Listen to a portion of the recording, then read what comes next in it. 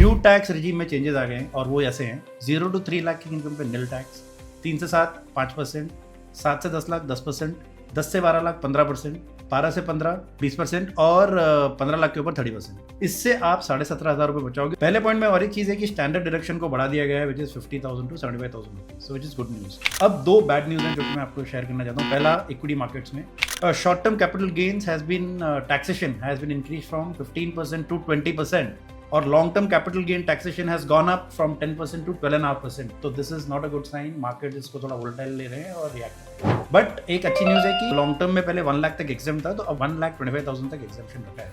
और तीसरा और सबसे बड़ा जो बहुत लोगों को अफेक्ट करने वाला है वो है रियल एस्टेट पे। भाई साहब, रियल एस्टेट पे पहले लॉन्ग टर्म इंडेक्सेशन मिलता था जिसपे 20% टैक्स लगता था, करेक्ट? मगर अब इंडेक्सेशन हटा दिया गया है and there will be a flat 12.5%। और आप अगर लॉन्ग टर्म प्रॉपर्टी होल्ड करें तो आपको कोई ज्यादा फायदा नहीं है, क्योंकि 12.5% आपको टैक्स लगने ही वाला है। So these are the 3 major points of the budget.